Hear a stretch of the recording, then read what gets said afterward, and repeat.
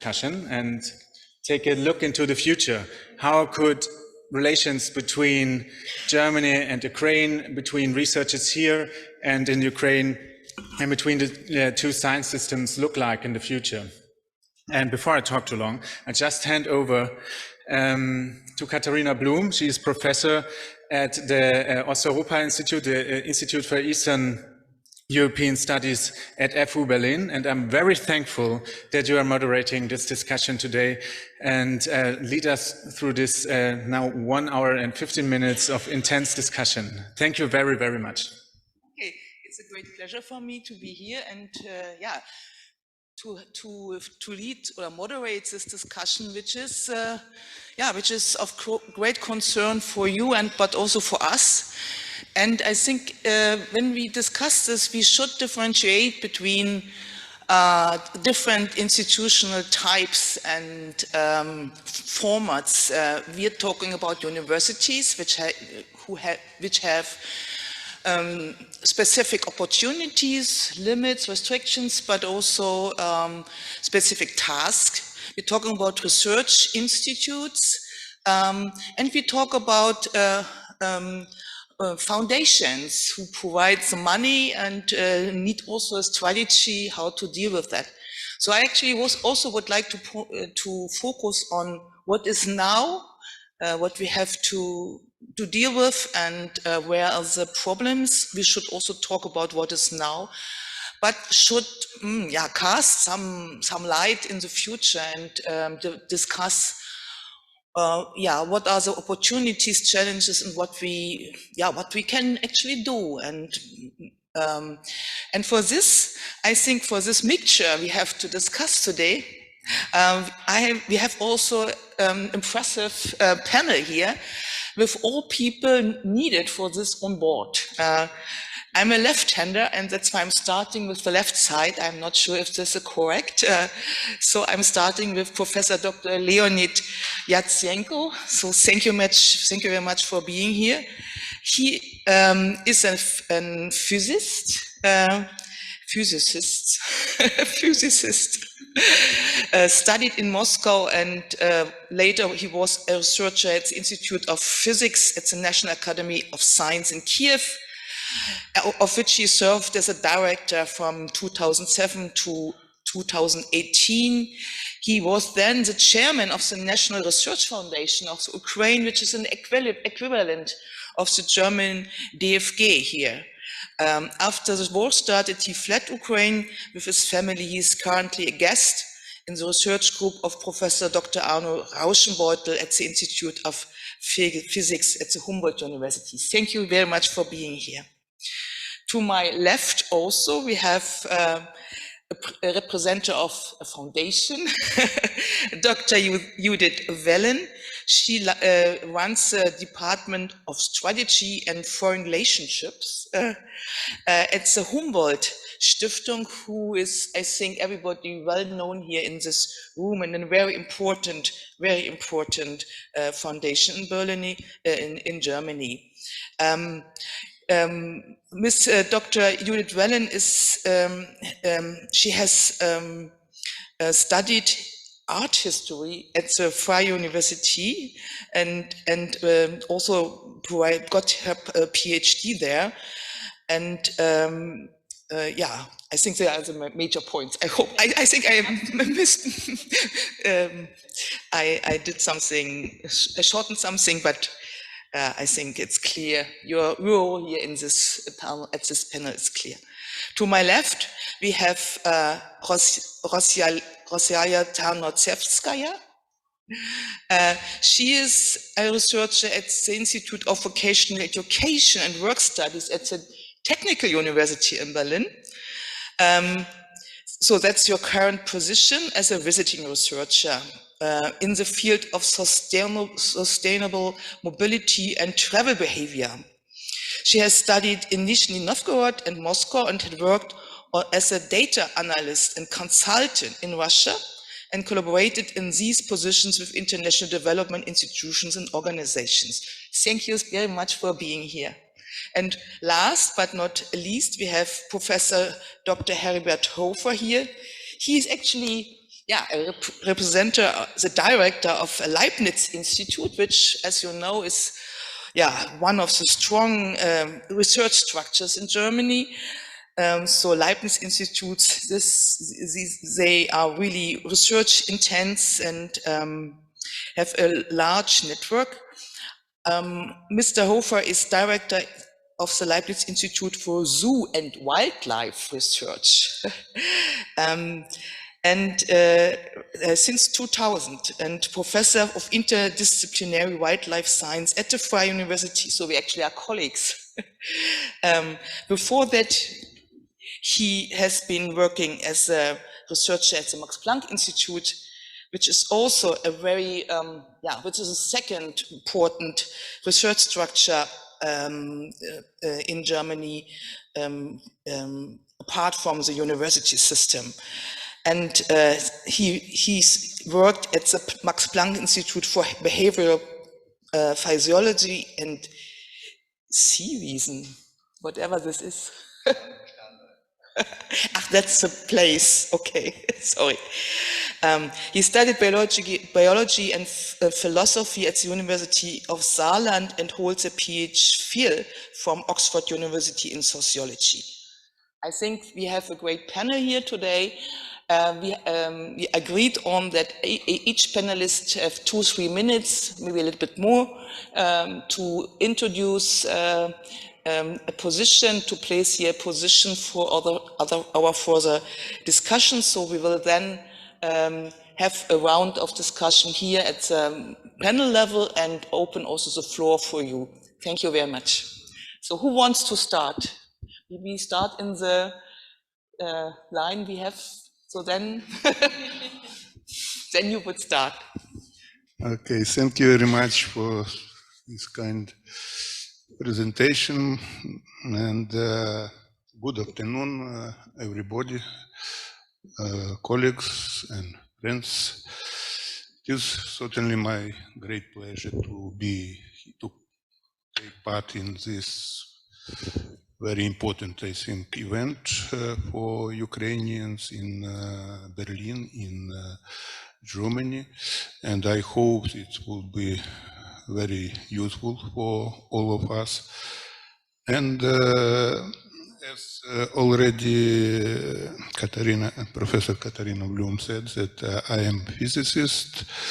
It's my main work. I am laser physicist, quantum optics, so it's now very popular, a lot of money in this direction in Germany, but unfortunately it's only for Germany. Okay, but more important for this event is that I am former head of National Research Foundation of Ukraine. My term was finished exactly on 23 of February. It was last decision maybe of our cabinet of minister, government of Ukraine, that they new head Professor Vilchinsky, and I, after finishing my term, was how to say, retired from this position, and on the next day, you know, it was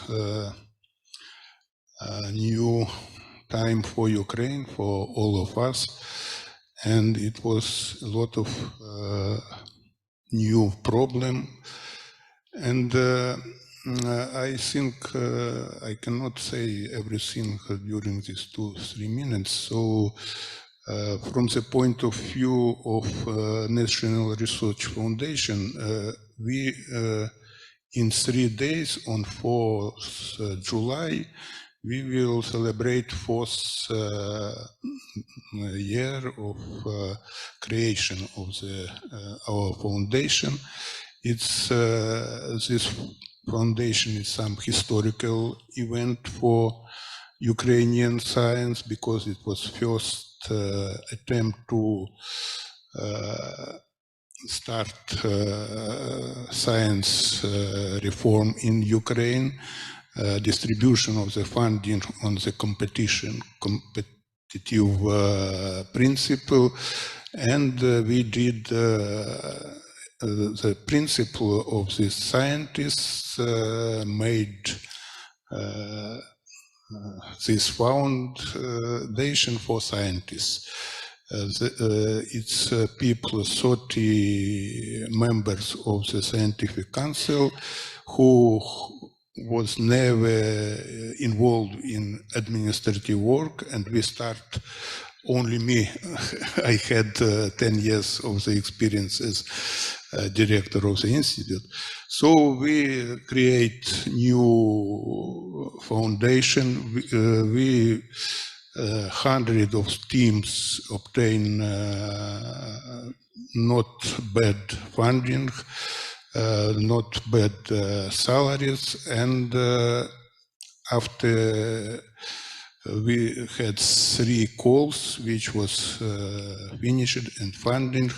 2 calls should be finished competition this spring, but after beginning of the war, all money was moved to army, and foundation was stopped his work with money. We continue work as council, and we are going to continue after our victory. And I think we will speak about this, about our plans later. Sorry, maybe I too long.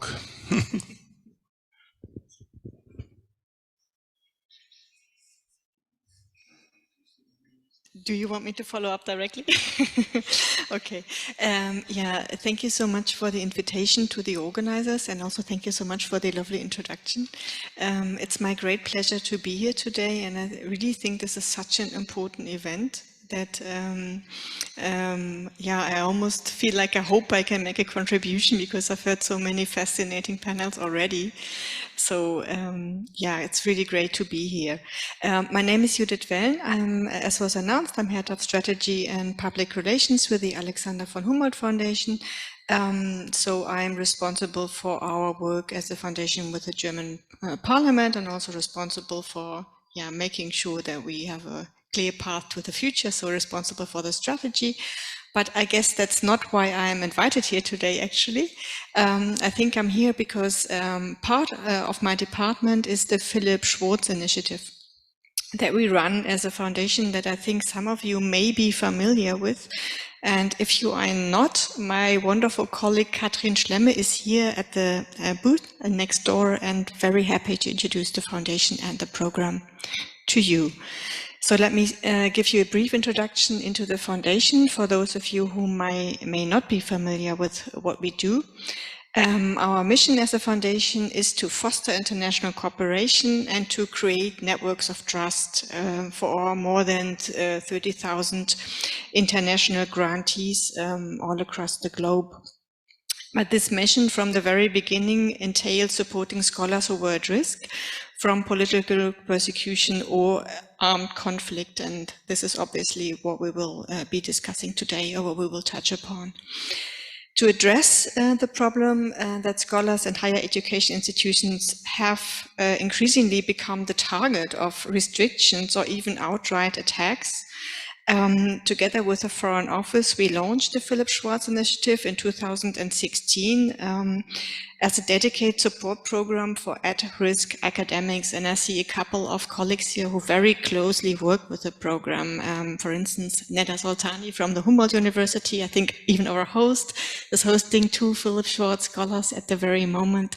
So some of you are very, very familiar with what we do with this program.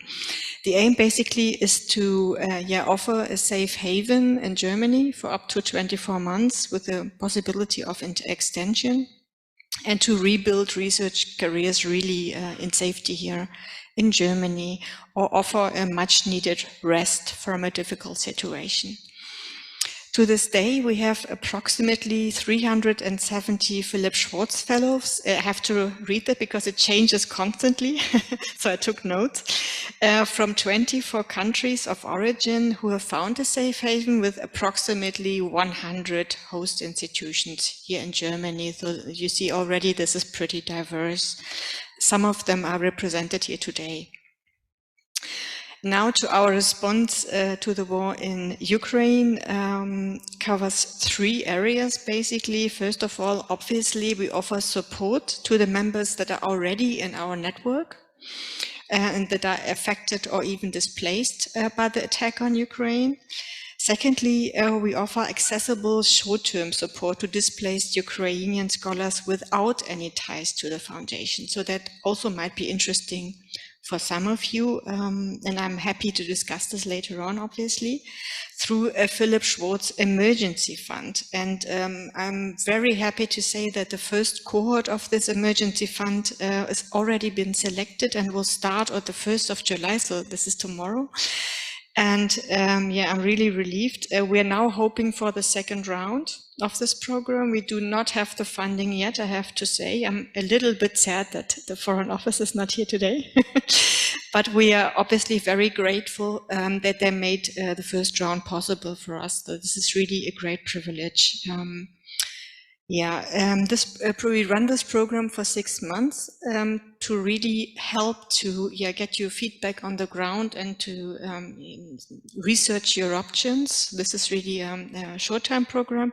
And the third area we're focusing on to help Ukrainian scholars in need is to build capacity for long-term. So to offer sustainable funding for Ukrainian scholars through raising additional federal or private funds.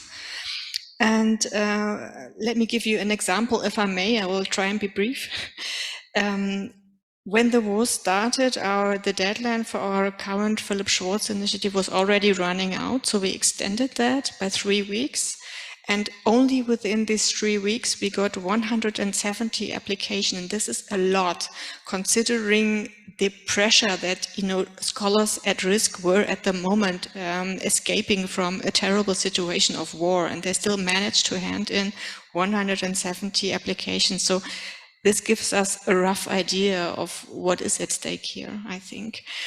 I'm very happy to say that we have a success rate that is highly unusual for the Philip Schwartz initiative. We have 52% for Ukrainian scholars. So this already says something. And for those of you who are interested, our next regular application date is due in fall, so in September. And again, if some of you are interested, please contact me also personally. My last point is the core aims of these activities. We're looking to sustain Ukrainian academia. Maybe we get the chance to discuss this later on in the face of the Russian Federation's invasion. We're looking to work against long-term irreversible brain drain. So this might also be a program that maybe we want to touch. We want to ensure that the Ukrainian higher education system will continue to function after the victory, as was already said. And finally, to stop Ukrainian scholars from leaving academia out of necessity or purely desperation. So this is really something that we need to look at. Very last point, we have recently teamed up with our close partners at Scholars at Risk, that some of you may know, and the European University Association. And this is actually the first time I talk about that publicly at Roundup, right? The first time that I speak about that publicly, teamed up to try and build a European initiative exclusively for scholars from Ukraine, for doctoral students and also for postdocs. In all EU member and associated states to host Ukrainian scholars at need. And if the European Commission grants our funding, again, fingers crossed, we will be able to launch this call in September. So we try and be ready as soon as receive the funding. So last thing, let me know if I can help with that. And thank you so much for having me. Yeah, thank you. You touched this brain drain problem, and because I think we will not go into this so much in this panel, because we will have plenty of other questions to discuss. But would like to know, do you also study the success? Do you have any success data about rebuilding careers and integration to the German system? Because especially in humanities and social science, integration from outside is very difficult. That might be different in natural science and other disciplines, but here it's very difficult. But it also can also be that people return or go to other countries. So do you have an overlook about the success quotation? Maybe you add this to your presentation. Thanks. Yes, I'm glad to. Thank you for the question. Yes, we do. And now I give you, I'm an art historian, but now I will give you an answer that any lawyer would give you. And this depends. It depends very much on obviously on the country of origin and on the qualifications, but roughly after the Philip Schwartz Initiative's grant, our scholars have a 50 to 60% success rate with a position within the German research system. And this actually, it may sound not that much, but I actually think it's pretty amazing. And this is also taking into account countries that are have very different, where people have very different experiences. For instance, Afghanistan. So yeah. Thank you. Yeah. Thank you. Okay, then we proceed to my right side. Hello, thank you very much for invitation. It's a big pleasure to be here and share with you my thoughts about the current situation. My name is Rozaliia Tarnovetckaia, and thanks for invitation also despite of my Russian background, but I'm Ukrainian originally. And I was graduated here in Germany last year. And also I'm a young mama, and for me it's a big pleasure to be here just and not to be with my baby. Sorry for this, for sharing this information. Yeah, and because of the war, I'm also started my academic career here in Germany. Professor Hans-Ludger Dienel invited me to his branch in Technical University, and I started to do my PhD here about sustainable mobility and exploring travel behavior in post-Soviet Union cities.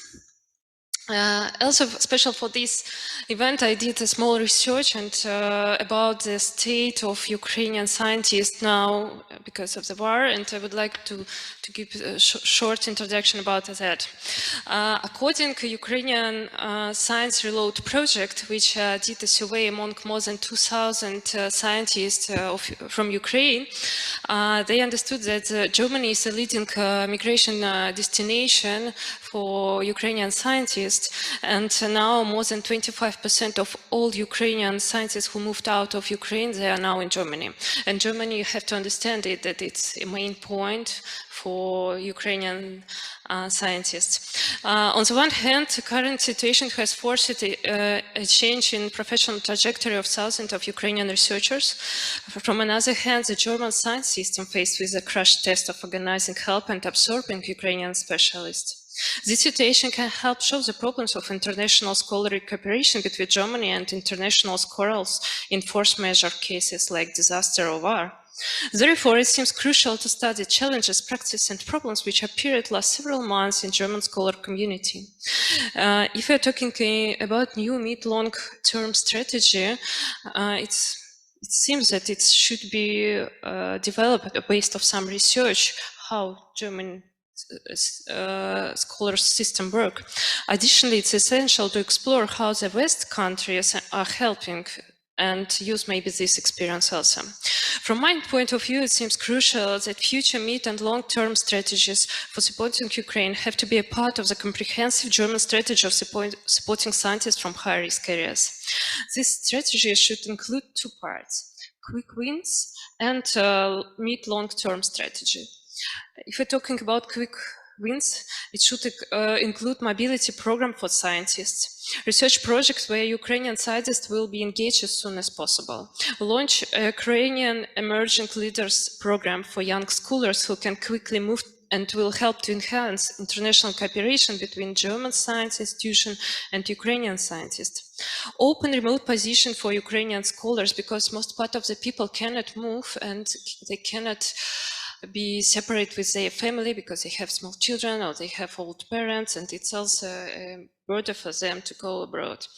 Providing access to information and data, organizing series of events for establishing and building new social contacts between Ukrainian and German scholars. International network is one of the crucial needs of scientists in Ukraine now, of course, despite of safety and money. If you're talking about mid-long-term strategy, it should include facilitating exchange, international graduate centers, easily access to funding of science for Ukrainian scholars, but now it seems working well. Joint German-Ukrainian educational program, like master programs, summer winter schools, colloquium series, alumni workshops. Granting for supporting PhD students from Ukraine in Germany to complete defend their PhD thesis. Another part of the strategy can be special funding focusing on research projects on the future recovery of Ukraine's economy and cities. The war can help quickly overcome many obstacles of development Ukraine because of the Soviet past dependency. Besides that, the current level of knowledge and technology can make Ukraine an essential example of recovering in 21st century worldwide. The German science community and business can play a crucial role in it and get a unique experience for their development. Thank you very much. And Heribert, please take the speech. Thank you very much, Rozaliia. I spent 35 years of my life in East Africa. I've lived 10 years in the bush, so you might wonder why I'm qualified to sit here. Well, I'm also director of an institute that had its precursor in the East German Academy of Sciences. And in preparation for this discussion today, I was thinking, what is special about Germany? Why is it so well suited to provide scientific links to Ukraine? And I think the answer is very simple. In Germany, we have both a competitive Western-style science, but we also have transformed versions of scientific organizations that are characteristic for the communist sphere, if you like. So there's a Russian Academy of Sciences, there's a Ukrainian Academy of Sciences, a Mongolian Academy of Sciences, Chinese Academy of Sciences.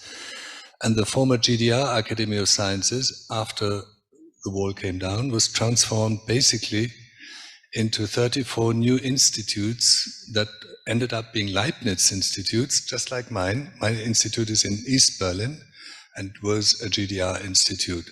And the transformation from that communist state into a modern state is actually of great interest to all those academies in the former communist sphere, if you like. So in fact, in 2015, shortly after the attack, the first attack of the Russians on Ukraine, the Ukrainian Academy of Sciences invited Leibniz Association to talk about how to reform the Ukrainian Academy of Sciences. And then they came to Germany and saw this, and I, together with the other representatives of Leibniz, explained what happened in the transformation process to a Leibniz Institute. At the time, the delegation leader was the current head of the I think Ukrainian Academy of Sciences. I've forgotten his name. His name is Anatoly Zagorodny.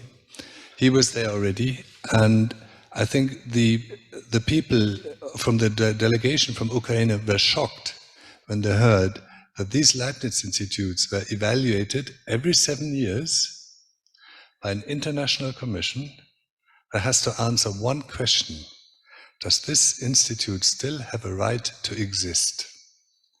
And if the answer is no, then that Leibniz Institute is shut down. This does not happen in any of the other components of the German system, not at universities, not at Helmholtz, not at Max Planck, not at Fraunhofer, but in Leibniz it does. So for the Ukrainian academy, it was very interesting to say, how can you possibly survive this? You, as a director of such an institute, that might be shut down. How do you cope with this? And I said, actually, it's very good, because even people who have tenured contracts, every 7 years, they have to justify their existence. So we become strategically much more competent, thinking about what should we be doing? What have we achieved? How should we go? And so this is why I think there's actually a particularly good and close connection between Ukraine and Germany, because we understand where Ukrainian science comes from. We are particularly suited to help develop it.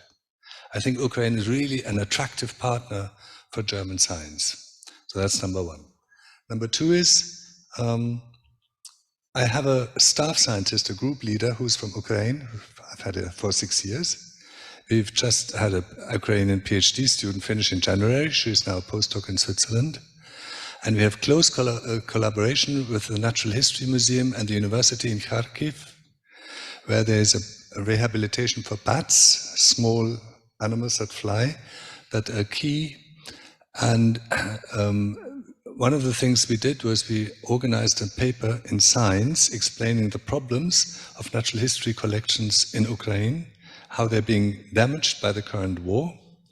But what I also learned from this was that one key component, when we talk about what is good for Ukrainian science, not so much what is good for Germany or what is good for people who have fled from Ukraine or who are here, but what is good for Ukrainian science is in-country support, so that the people who are in Ukraine can actually stay there, because they're fighting very hard to stay on, and it doesn't need a lot of money.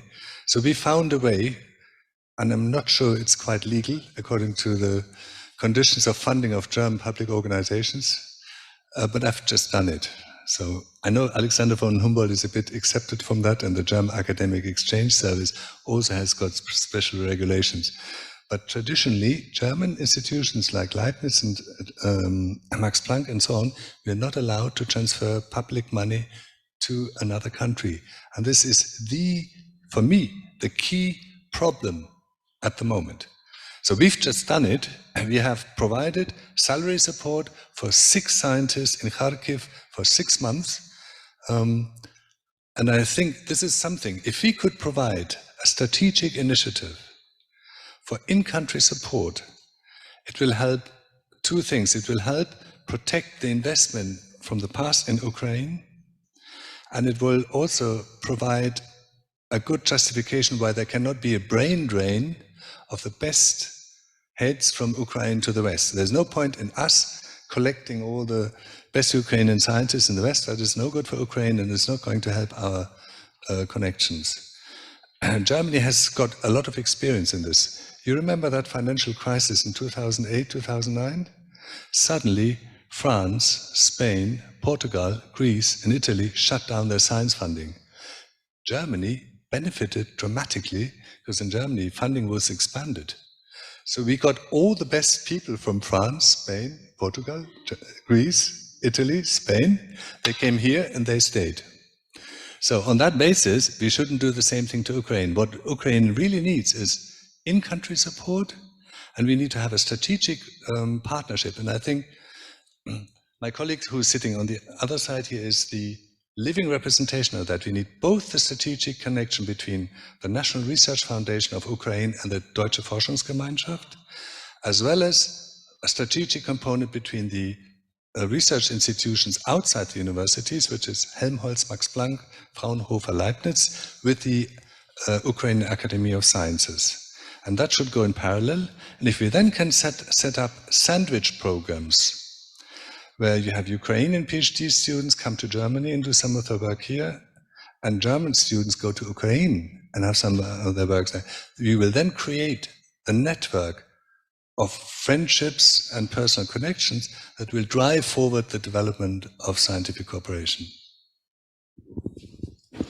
Yes, thank you so much. That's a strong point. I would like to differentiate our discussion now in some kind of short-term measurements, which you have mentioned is You have mentioned an important one, and then a little bit more talk about long strategic issues you have mentioned. I also have a few points here. Coming from the FAR University and the East European Institute, we had this similar experience and tried to deal with it. That on the one hand, we, in addition to your funding, and actually you are the major funder in this situation, and I also think this is not enough. Also, that's really amazing what you're doing, how fast you have done this. So we had also our small little fundings from our own institute, and the FAR University gave us something we will continue to discuss now in the second round about longer stays, 1 year as guest researchers as the next step to give people a little bit a longer perspective.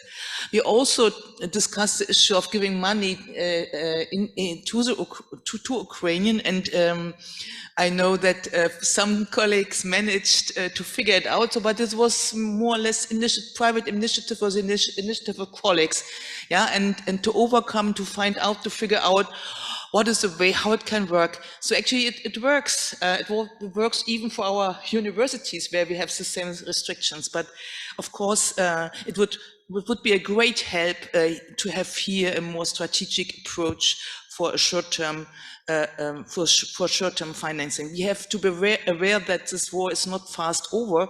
So we have first to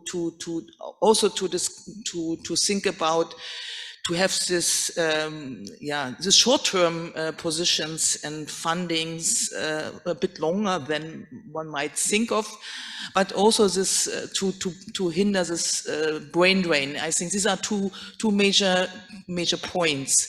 Other things I'm quite optimistic that they will develop because personal contacts and tech exist and emerge, and there are plenty, and as far as I can see, also in Berlin, we have constituted a network of very different institutions meeting, discussing, exchanging, also talking about, we have here one person, can you help? We have no money anymore, can you help? So this kind of, it works in Berlin, yeah? But this is of course very short term and close to the limits. So this is my first point that we have to discuss. And maybe there are other things I don't see. So maybe who wants to respond or to add? Can I just make one quick suggestion? I think today's event is a superb thing, and I don't want it to be the last one. So I want to see this happening every 3 months as the meeting point of all Ukrainians and all friends of Ukraine in Berlin. And today is particularly focused on funding and for supporting.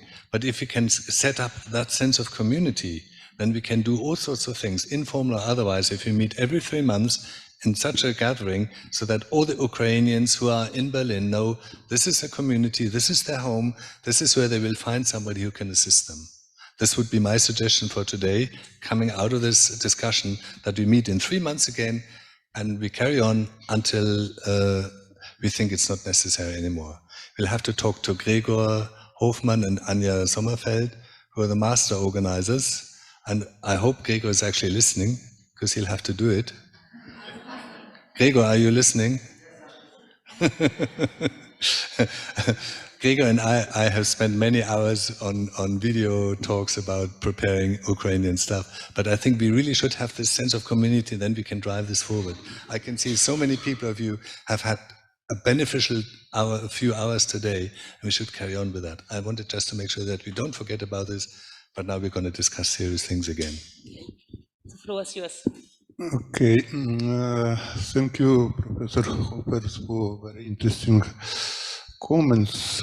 First of all, some about this meeting with Professor Zagorodny. He is now head of Ukrainian National Academy of Science. and after that visit in academy was organized a system of assessment of institute using the Leibniz system, which was used after this transfer from GDR to and by the way, I was and still head of this commission for assessment in National Academy of Science. I'm still active in this direction. But unfortunately, everything should be not so easy. We use your experience, but finally, most of institute had the higher assessment. They all was in category A. And this is, if the system is mainly expert, and our experts, for some reason, give even not very strong institute, but very high scores. But we will manage this. But this is not the main point for this discussion. I agree with you that the main point is now is how Germany, how EU can help scientists who are in Ukraine now. Only 15% of scientists are refugees, and from this 15%, 25% is in Germany and 25% are in Poland, and they are more or less okay, much better than people who are still working in Ukraine. 83% of scientists who is still in Ukraine, they still have some salaries, very small, but they continue to work. And the main problem, of course, how we can organize this transfer money from West to Ukraine. And we had some contacts with DFG, and we had some idea to organize very quickly. I think in the very nearest future, there will be some call for bilateral projects, which everything will be funded from the DFG. I think it would be find some decision, and also in our foundation we prepare now call for small, but still we have some money from Oxford University. It's about 100,000 euro. For small funds for scientists who was influenced by from Kharkov, but who is still can work in Ukraine. So it's funds for people who are working for competition. And so there is some possibilities how we can find some transfer money from West to Ukraine. And as a moment, it's as idea some remote working for grant projects. People are in Ukraine, but they work in online, or it's now a lot of possibilities to work for people who is in Ukraine. And the main, of course, it's, I hope we will manage this. but the problem is what we will do after war. And we had some, now we have we have not funding of our foundation. National Academy is funding now maybe 80 or 70% compared with what was planned for this year. And people from the government officially in some interview said that we cannot fund science for science.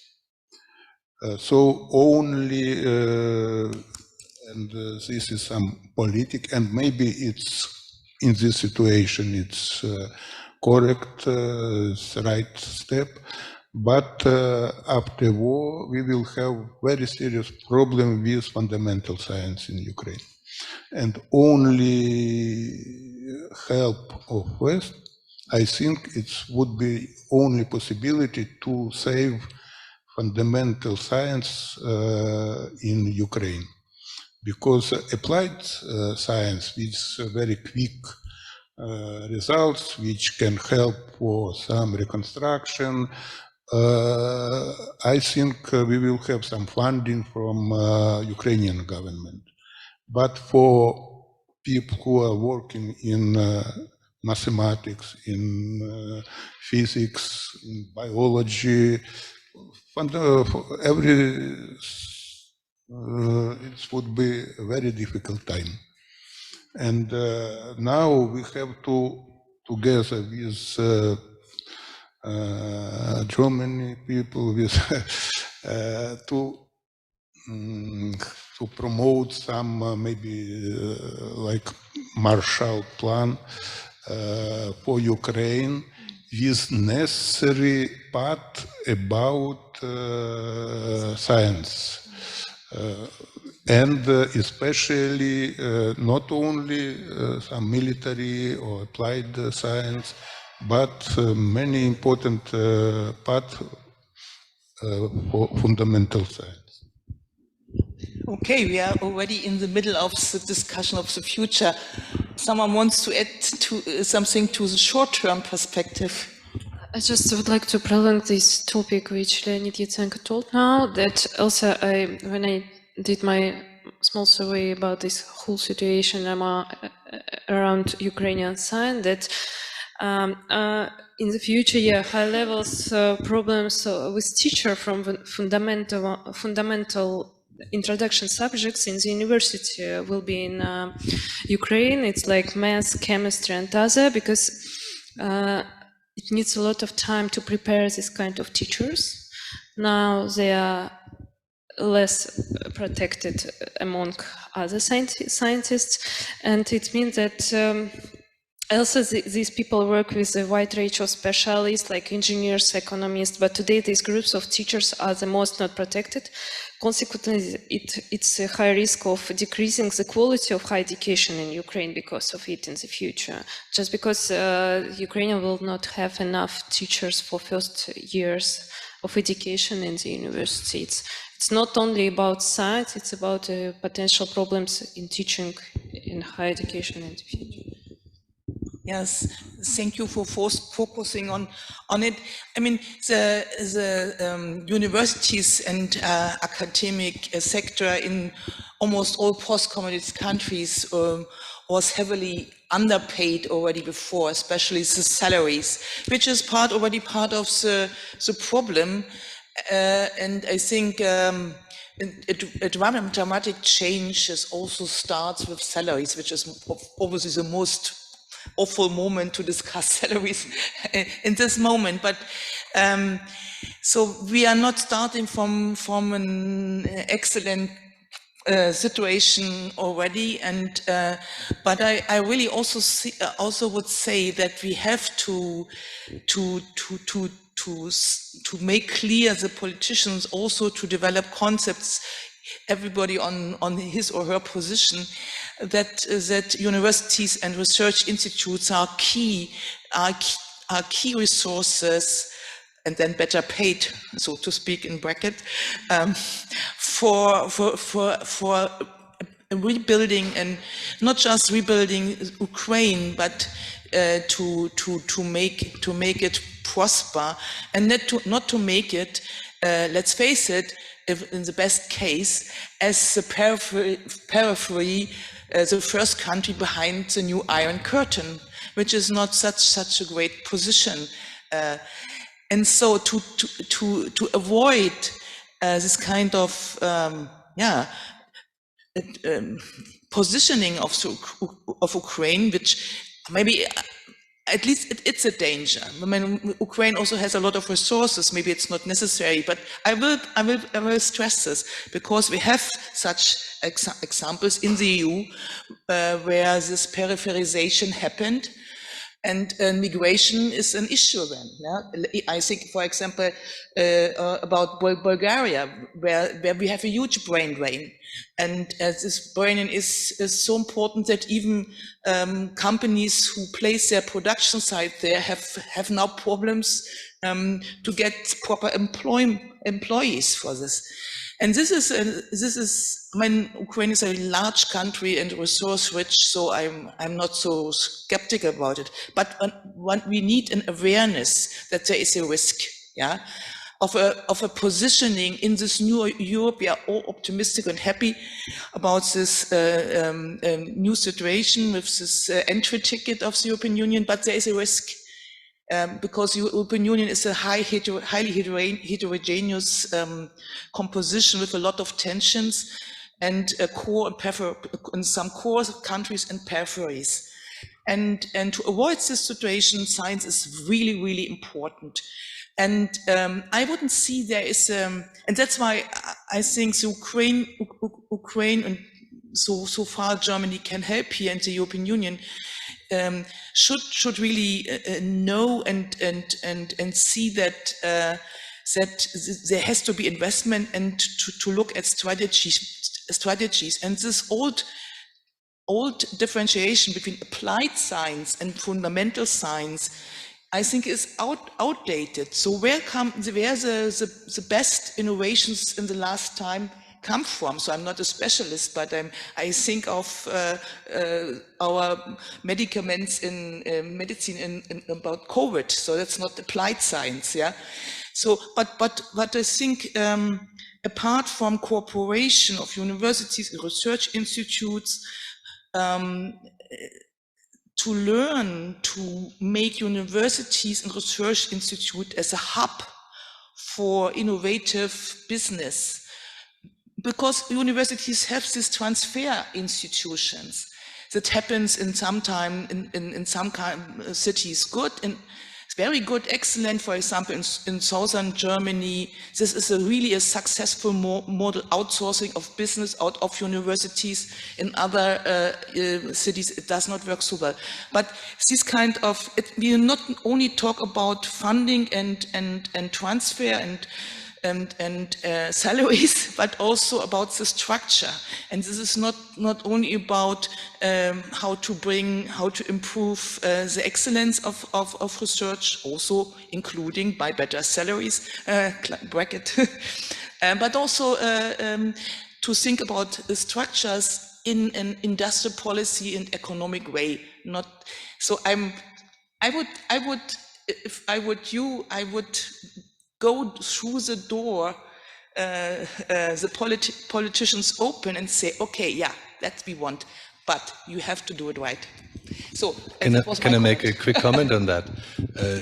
When you just said about the distinction between fundamental and applied science, that this is a distinction that is not very helpful, then there's a very simple that's a really simple point, in the sense that Germany is supporting the Indonesian government, part of the G20, hosting the next G20 summit in November.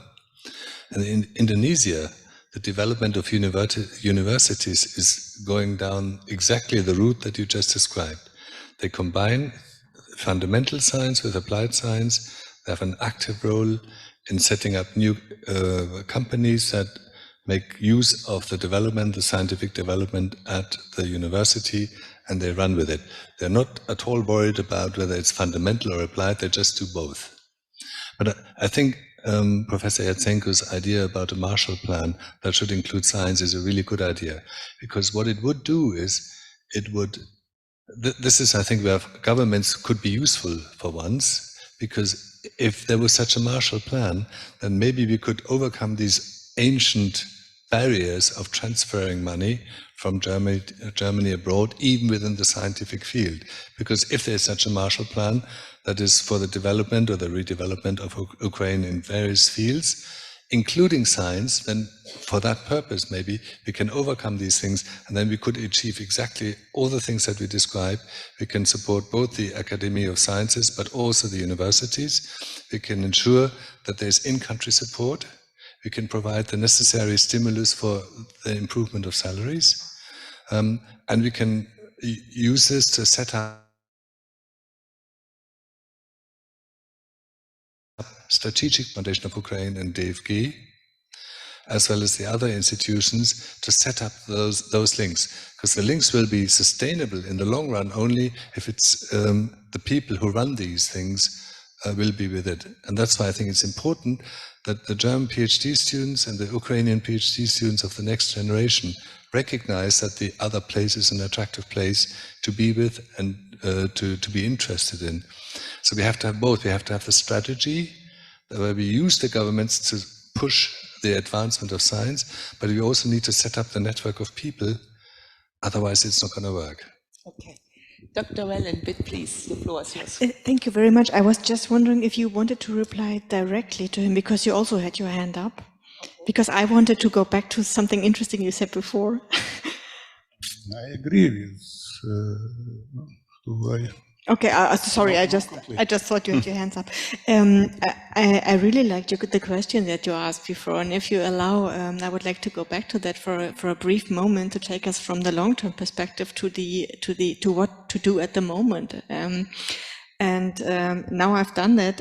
I think it's actually quite a brave thing to do, because obviously the best people who can say what is urgently needed at the moment are Ukrainian scholars, and not me, who's sitting up here. So I thought I might, it could be interesting for you and also for the discussion to share my perspective from a foundation that fosters research, and what we got as feedback from Ukrainian scholars in terms of what we do in our work and how to support Ukrainian scholars at this very moment. And I'm really here, I'm all ears, and I have a pen, so afterwards if you have something to take, something for me to take back, I'd be more than happy. But I would now, if you allow, share some insights from the last couple of weeks, actually, that Ukrainians or displaced scholars mostly fed back to us. So first, what we learned that we needed to do is to allow, and I think you've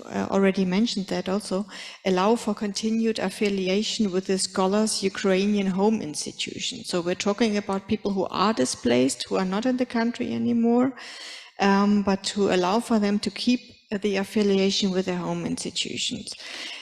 Even if the scholar is exiled or temporarily hosted at an institution abroad with, for instance, one of our programs or the German Academic Exchange Service. Why I mention this is because it's actually not part of what we do. So this is really something that we learned, and we learned this from you and your feedback. And a little bit embarrassing is the way that you brought expertise in working digitally to us, and the questions that you posed, because I think I'm not speaking only for us, but for maybe this meets your experience, really complements to the way that you have mastered to keep work up digitally and to cooperate digitally and to really have meaningful conversations and work relations digitally. So this is where we need to follow in your footsteps. Second is we need to create support mechanisms to support return to Ukraine. And this is also something that we want to foster in the future. So as soon as conditions allow, we want to be ready and make sure that we have a program that you can take For instance, you know, we award 24-month scholarships, as I mentioned. Fingers crossed, you know, you won't need that, so you can take the rest of the duration of your stay back to Ukraine, and we're working on that. So this is also feedback that we took from you. Third is speed, and I was discussing with my wonderful colleague from the DFG, who is also here, Katrin Koos, that this is what we all learned, I guess. Huh? We need to be quick. You don't have the time to wait for a deadline in 4 months to apply and then wait for another year, so you need help now. So this is really, I think, something that all foundations are working on, and that we will also, we're happy to be a part with. In country support, I already mentioned with return fellowships, and there's one last thing I would like to point out, and that is something that we also, it's not my idea, we learned that from our Ukrainian scholars, is and I took that from one of the panels earlier that I found very exciting, is that sometimes you have very well functioning research group, also in the humanities, who work extremely well together in Ukraine, and then suddenly they're spread all over Europe or all over the world. And this includes the risk that once conditions allow, these people are spread all over the world and will not be able to continue their work back in Ukraine because they depend on the relations. So this is not, unfortunately, not something that we do, but I would like to leave this idea here as a gift on the table for some other organization who can, to think about supporting research, Ukrainian research group in Excel that are spread in different countries, because I think this could really be an idea. Thank you. Thank you. We have a couple of minutes left, so I would like to open the floor for questions, comments, inputs from your side. Please do not hesitate. Thank you. Thank you so much. I find it extremely interesting and multifaceted. I just wanted to mention one piece of information which could be interesting for German colleagues, Amanda, that for Ukraine, Germany was #1 collaboration partner in research based on publications. So although for German side, it's not necessarily as important, for Ukraine, Germany already was a #1 collaboration partner, and that partially could explain why so big number of researchers came to Germany. And in terms of formats of supporting and structures, because I strongly believe that all individual actions, it's a bit of, one say in Germany, Aktionismus, one needs to do something and fast, but structures are important.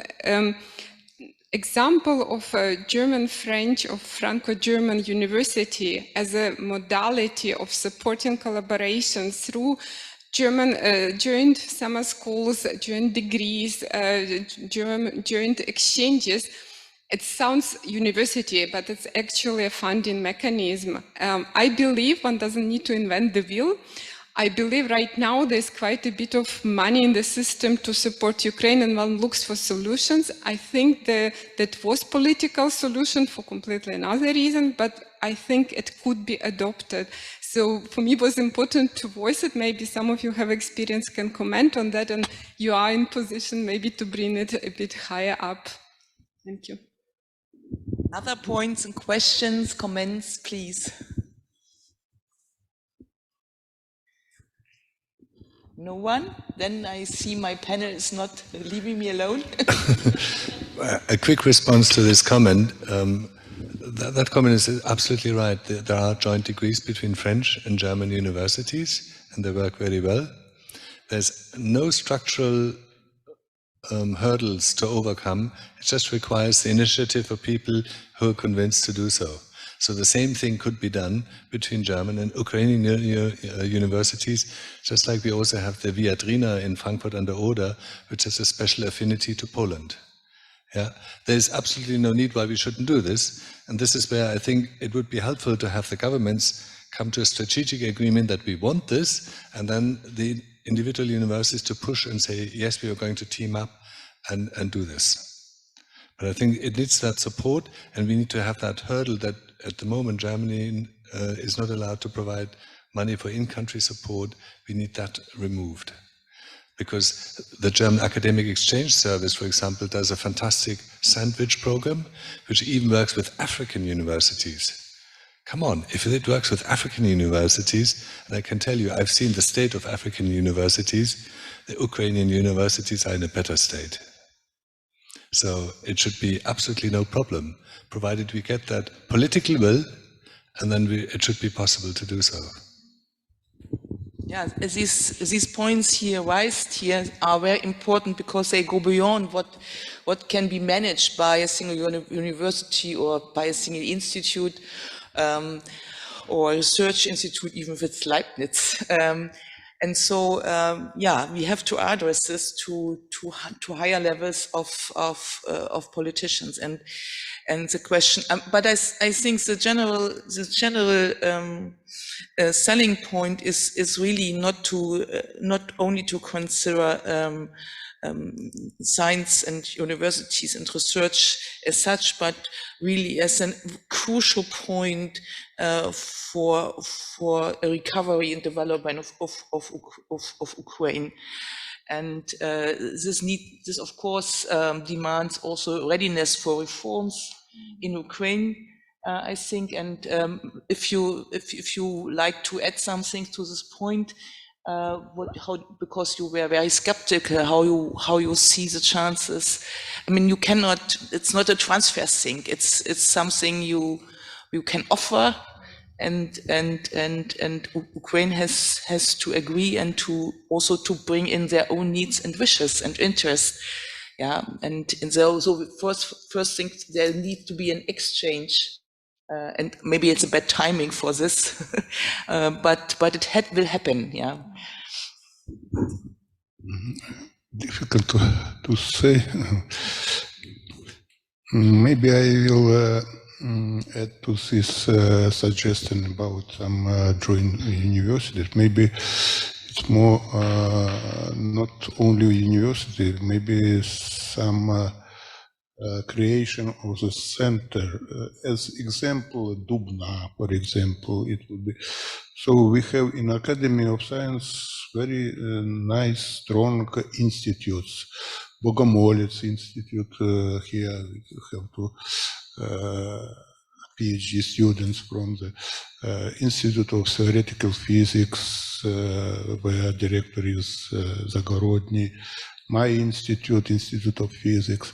And on the base of these institutes, and together maybe with university, in the future we can think about organization some scientific center, international, with international council, who is decision. And maybe it's also one of the ways to support science, especially fundamental science in Ukraine. So not only limited to universities, but some centers of excellence. Okay, thank you. If there are no further questions in the auditory, I ask if there someone who wants to bring a new point or another point up here. If not, then is there someone who wants to comment on? Yeah, please. I'm a member of Humboldt University, and I just wanted to reinforce. Well, it's a comment for you. I don't need. It would be really great if we could have representatives of the Foreign Office here, because I believe that the department, where just as you also mentioned, they play a key role here, and it would be great if they could be part of our meeting in 3 months. So I already invited myself here for in 3 months. I'm coming. Can we have a quick vote? Who wants to see another event of this kind in 3 months? Who is in favor of this? Okay. And who's going to promise that they're going to turn up in 3 months as well? Promise. Right. Okay, that looks reasonably hopeful, Gregor. So there you are. I know You were looking for another job to do because you have so little to do. But I would agree that the next level should be to discussion with politicians, maybe not only the Foreign Office who are not involved in academic and science. But what is necessary is to talk about with politicians who actually run the university academic sector. So that's. But we have a federal structure and it's very highly decentralized. So I think the federal state needs to push a bit and to make offers and incentives and initiatives on the federal level. But as you know, universities are at a regional level organized and ruled. So that would also be nice to have someone from Berlin here.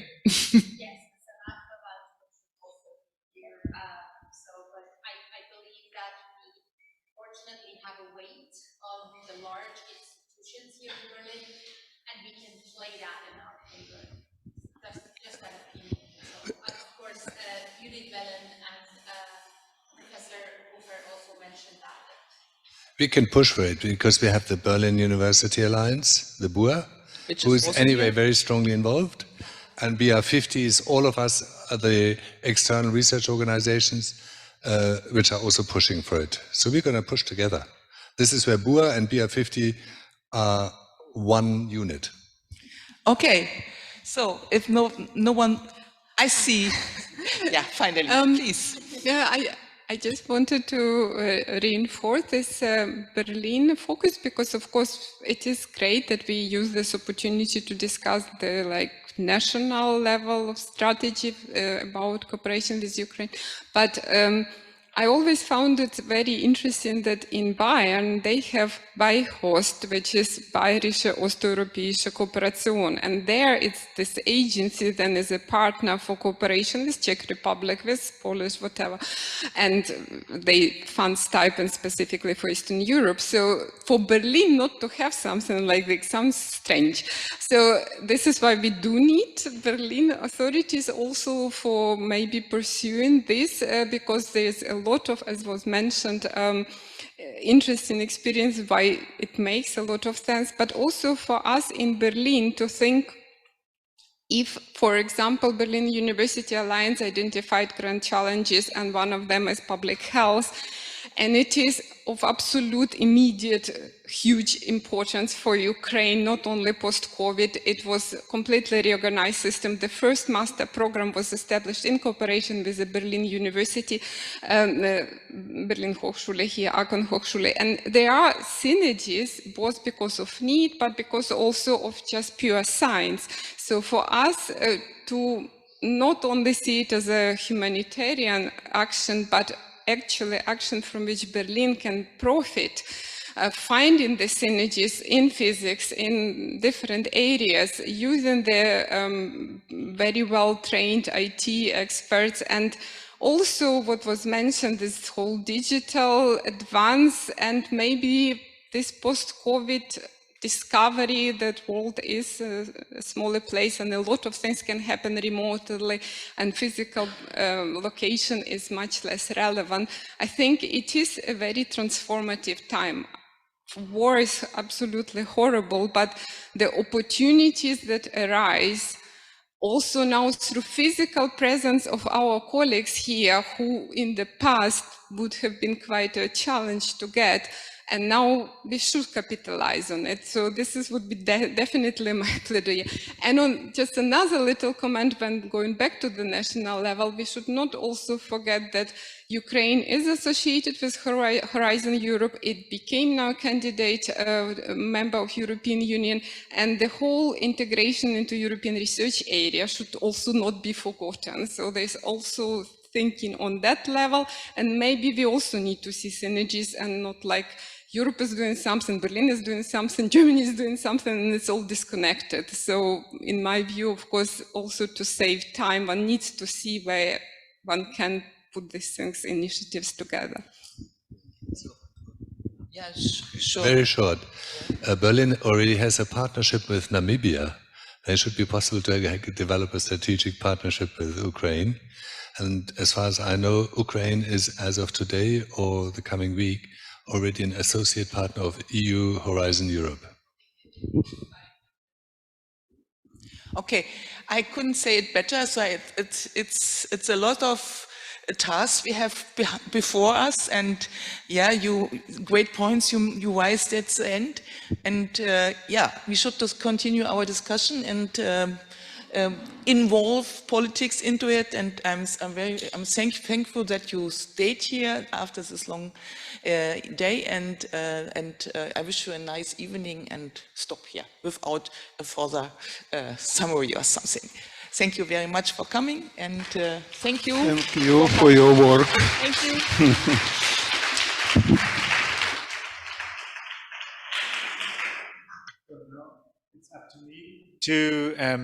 you. Thanks to the panel. Thank you very much for this interesting discussion.